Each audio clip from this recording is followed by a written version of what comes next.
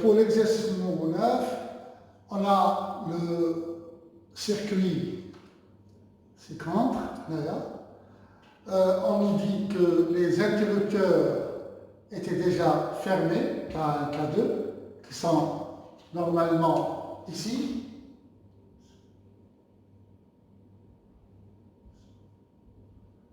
Et donc, on a fermé les deux interrupteurs. Et on a attendu jusqu'à l'établissement d'un régime permanent. Donc, le régime permanent est établi. Alors, le condensateur est complètement chargé.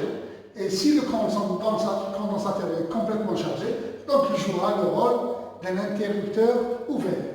Donc, il ne laissera pas passer le courant dans la branche interne. Donc, le courant ici, IC égale à 0. Donc, on a uniquement les trois branches. La branche BF à travers R3, la branche HADI et la branche HADI. Alors, l'interrupteur ouvert, donc, on a E1, on a l'interrupteur fermé, pardon, E1, la force électromotrice تاع هذا أكثر من هذا. Donc هذا forcément jouera le rôle de générateur. هذا, bon, ça dépend des branches moteurs. Donc le générateur ajoute le rôle de générateur, donc fait passer un courant I1 de G vers A. Et comme A ne joue pas vraiment le rôle d'un nœud, ni G, c'est-à-dire il n'y a pas de courant ici, comme s'il n'y avait pas la branche. Donc, c'est une continuité. Donc, le même courant qui traverse le générateur, le signal I1, c'est celui qui traversera la résistance R. Remarque que G et F, donc ça forme le même point. Alors, donc du point de vue calcul, on a uniquement deux nœuds, le nœud B et le nœud F. هذا il y a un courant I1, I2 c'est le même, c'est le même que I1. Et donc il y a R3, هنا le générateur هو اللي يفورسي, donc هو il impose une tension BF positive, VDF positive. Donc le courant passera forcément, I3 passe de B vers F. Donc ça dépend du placement thermique. Donc le courant traverse de B vers F. D'après l'orientation du générateur 2, E2 il veut faire passer le courant de B vers F. Et donc c'est possible. Il n'y a pas de problème, il y a le courant I4 qui passe de B vers F à travers D. Donc il y a deux nœuds, mais du point de vue de calcul, c'est la même chose. Parce que le courant qui arrive, c'est I1, et qui repart, c'est I3, ou qui repart aussi, c'est I2. Donc I1 est égal à I2 plus I3. Donc d'après la loi des nœuds, au point B ou au point F, I1 égale à I3 plus I4. Donc c'est la première équation. Pour la première maille, donc la maille HAD, B, F, G, A, B, donc HAD c'est la maille 1. Nous sommes dans le même sens du courant. HAD, le courant passe comme ça, et bien on essaie de faire passer la maille 2 comme ça. Donc d'après la loi des mailles, on a la relation R2I1 plus R3I3 égale à E1. C'est la deuxième relation. Dans la maille 2, donc la même logique, nous obtenons R4I4 moins R3I3 égale à E2. Et donc, on veut éliminer on a I1, I2 et I1, I3, I4 qu'on a connu. On a trois équations. Donc, I1, on peut le remplacer ici par I3 plus I4. Donc, on remplace 1 dans 2 et donc on obtient une équation. Et puis, on veut éliminer le plus simple entre 3 et 4. Donc, c'est I4. on va multiplier l'équation par R2 ou R par R4 pour avoir le même facteur de I4. Et on fait une soustraction pour éliminer I4. C'est ce qu'on a fait ici. Et donc, on obtient uniquement l'équation qui arrive et I3. Et donc, l'expression de I3 est finale. On remarque que I3 peut être éventuellement négatif.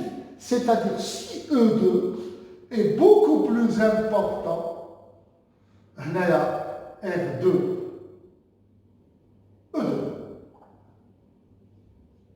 R2, E2. Donc, Hadi peut être négatif dans le cas où une E2 est beaucoup plus important que E1. Et donc, il fait passer le courant là. Il coule le débit TO plus important que le débit il me chie le générateur, donc le courant passe comme ça. Bon, mais ce n'est pas le cas ici. Donc, I3 en application numérique, c'est 0,4 ampères. Et I, à partir de l'équation 3, on peut tirer I4. Et on trouve I4 égale à 1 ampère. Donc, on voit que I4, bon, peut être négatif si I3 est négatif. Bon, c'est pas l'essentiel. Donc, on a I1 qui est égal à I3 plus I4, et donc on a 1,4 ampères, avec ici, bien sûr, égal à 0. Deuxièmement, on nous demande la charge du condensateur dans cet état, c'est-à-dire quand il est complètement chargé.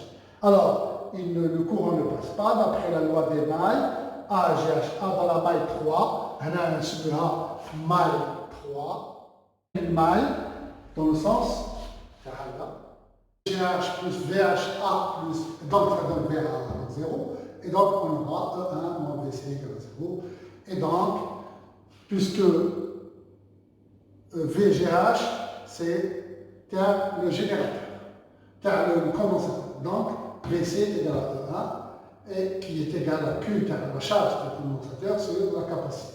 Et donc la charge du condensateur est de 48 microcoulombs.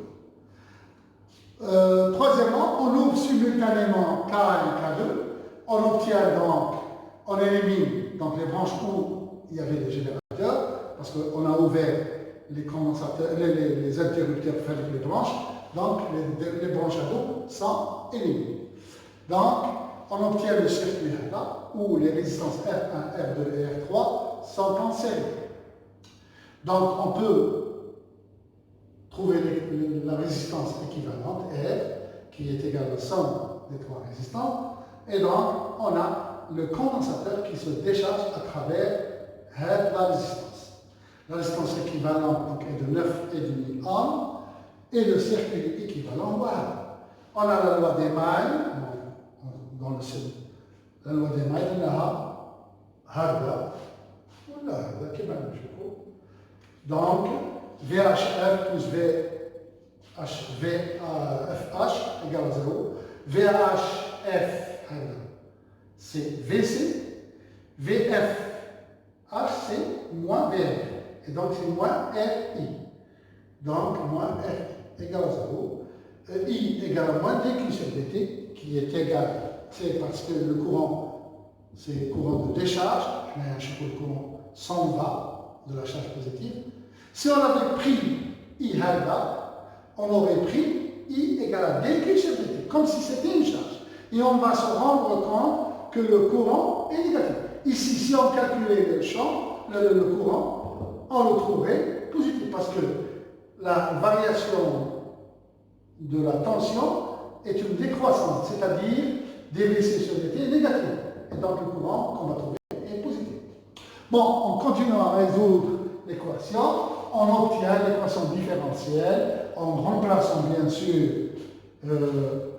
RC par taux, c'est la constante du temps. On obtient l'équation différentielle RD et la résolution TH en intégrant ces ln et en éliminant le ln par l'exponentielle, on obtient VC avec une constante, bien sûr, la constante d'intégration. Et pour éliminer la constante, on a les conditions limites à l'instant t égale 0. Le potentiel, la tension au bord du condensateur, c'était E1. Et donc, on trouve B égale à E1 et on trouve l'expression de la tension. Donc c'est l'expression de la tension du condensateur C au cours de la décharge. Quatrièmement, on nous demande à quel instant la tension au bord du condensateur est réduite à la moitié, c'est-à-dire elle devient E1 sur 2. Donc, on remplace T1 et puis on élimine E1 et on fait Ln, donc pour éliminer l'exponentielle, et donc on trouve T1 égale à Ln de 2 fois 2, qui est égal à 39,33 microsecondes.